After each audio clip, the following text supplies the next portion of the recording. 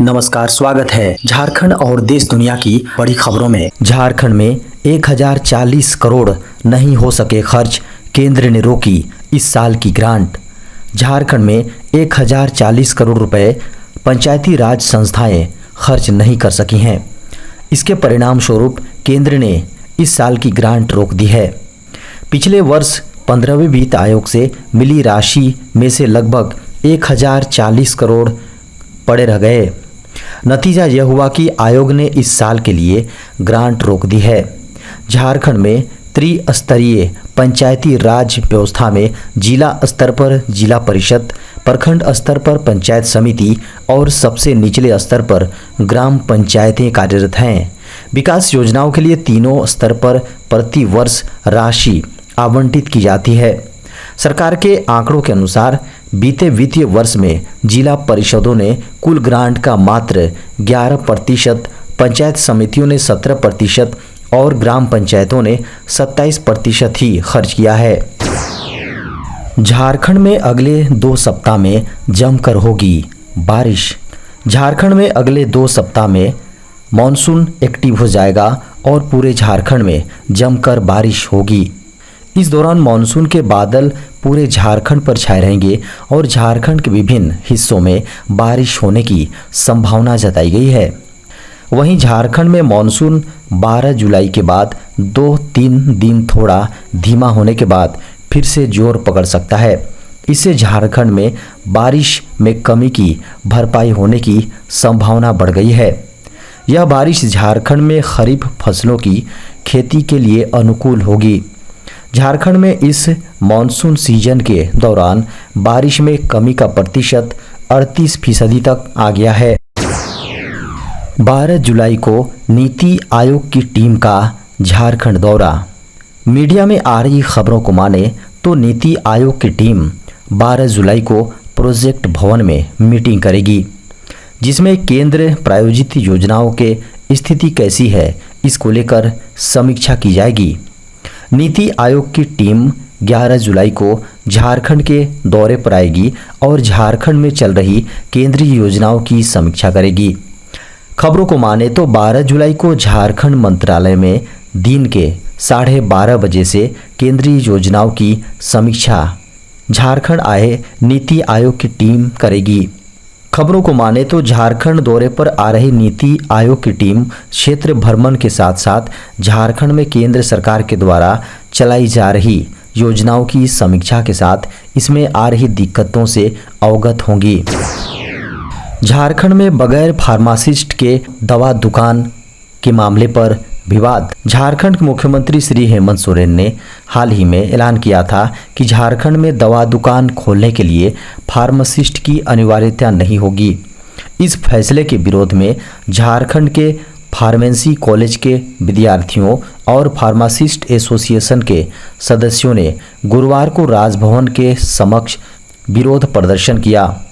वहीं pharmacy council of India ने भी झारखंड सरकार को पत्र लिखकर इस फैसले को वापस लेने की अपील की है। खबरों को माने तो पत्र में कहा गया है कि हालिया अधिसूचना को वापस लेकर झारखंड में फार्मेसी प्रैक्टिस रेगुलेशन 2015 लागू किया जाए। पीसीआई के अध्यक्ष के अनुसार पूर्व में फार्मेसी का कोई ज्ञान न रखने वाले किसी भी व्यक्ति के फार्मेसी के पेशे में आने पर कोई प्रतिबंध नहीं था, लेकिन इस तरह की गैर नियमित कार्यप्रणाली से लोगों के स्वास्थ्य को बहुत नुकसान पहुंचा। इसी को देखते हुए फार्मेसी के पेशे और कार्यप्रणाली को विनियमित करने के लिए फार्मेसी अधिनियम 1948 बनाया गया। 10 लाख से अधिक डीजल वाहनों पर गिरेगी गाज। पेट्रोलियम और प्राकृतिक गैस मंत्रालय ने 2027 तक भारत के शहरों में डीजल वाहन बैन करने के लिए एक याचिका दायर की है।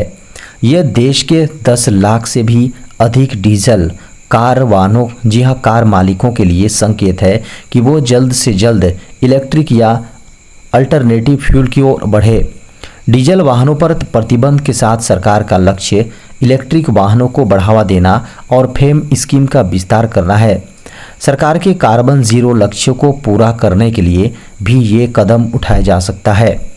डीजल कारों को बैन करने के अलावा 2030 तक पेट्रोल डीजल से चलने वाली बसों को भी बंद किया जा सकता है। इस याचिका में ऑटोमोटिव इंडस्ट्री के लिए नेचुरल गैस के इस्तेमाल को बढ़ाने का सुझाव भी दिया गया है। 10वीं पास छात्रों के लिए बड़ी खबर, रेलवे में 1100 से अधिक पदों पर वैकेंसी। रेलवे भर्ती सेल यानी आरआरसी ने अप्रेंटिस अधिनियम 1961 के तहत उत्तर पूर्वी रेलवे अप्रेंटिस प्रशिक्षण के लिए पंजीयन शुरू कर दिया है। इच्छुक एवं योग्य उम्मीदवार NER अप्रेंटिस भर्ती 2023 के लिए आधिकारिक वेबसाइट rrcgorakhpur.net के माध्यम से ऑनलाइन पंजीयन कर सकते हैं।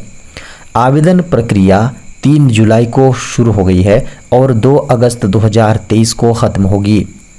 आरआरसी कुल 1104 पदों को भरने के लिए NER अप्रेंटिस भर्ती 2023 का आयोजन कर रहा है।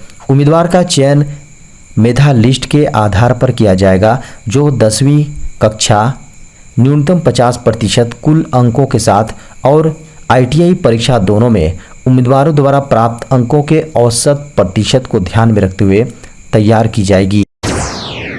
देश में कोरोना वायरस संक्रमण के उपचाराधीन मरीजों की संख्या घटकर हुई 1452। देश में एक दिन में कोविड-19 संक्रमण के 42 नए मामले सामने आने के बाद देश में अभी तक संक्रमित हुए लोगों की संख्या 4,49,94,449 हो गई है। वहीं उपचाराधीन मरीजों की संख्या घटकर 1452 रह गई हैं। केंद्रीय स्वास्थ्य मंत्रालय की ओर से गुरुवार को सुबह 8 बजे जारी अद्यतन आंकड़ों के अनुसार देश में संक्रमण से अभी तक 5,31,910 लोगों की मौत हुई है। अभी तक कुल 4,44,61,087 लोग संक्रमण से रिकवर हुए हैं और मरीजों के रिकवर होने की राष्ट्रीय दर 98.81% है। वहीं कोविड-19 से मृत्यु दर 1.18% है। स्वास्थ्य मंत्रालय की वेबसाइट्स के अनुसार भारत में राष्ट्रव्यापी टीकाकरण अभियान के तहत अभी तक कोविड-19 रोधी टीकों की 2,20,67,41,404 खुराक दी जा चुकी हैं। प्रधानमंत्री मोदी 4 राज्यों को देंगे 50,000 करोड़ की सौगात। प्रधानमंत्री नरेंद्र मोदी 7 जुलाई से छत्तीसगढ़, उत्तर प्रदेश, तेलंगाना और राजस्थान के दौरे पर रहेंगे। इन चारों राज्यों में पीएम मोदी 50,000 करोड़ रुपए की 50 योजनाओं परियोजनाओं की शुरुआत करेंगे। प्रधानमंत्री का यह दौरा 7 और 8 जुलाई का है। अपने दौरे के प्रथम दिन वह छत्तीसगढ़ और उत्तर प्रदेश जाएंगे। इसके अगले दिन तेलंगाना और राजस्थान के लोगों को परियोजनाओं की सौगात देंगे। इनमें 4 राज्यों में से छत्तीसगढ़, तेलंगाना और राजस्थान में नवंबर महीने में ही विधानसभा चुनाव होने हैं। जाहिर है इन परियोजनाओं के बहाने वोटर्स को बीजेपी की ओर रुझाने की पहल होगी। वित्त मंत्रालय की रिपोर्ट में खुलासा, महंगाई से अभी नहीं मिलेगी राहत। टमाटर, अदरक, मिर्च, बैंगन और जीरा जैसे किचन के सामान की कीमतें आसमान पर हैं। आम लोगों की जेब इन सामानों को खरीदने पर ही ढीली हो रही हैं। वित्त मंत्रालय ने अपनी रिपोर्ट में साफ कहा है कि आने वाले दिनों में आम लोगों को महंगाई से राहत नहीं मिलने वाली है। रोज़मर्रा के खाने के सामान की कीमतें दोगुनी हो गई हैं।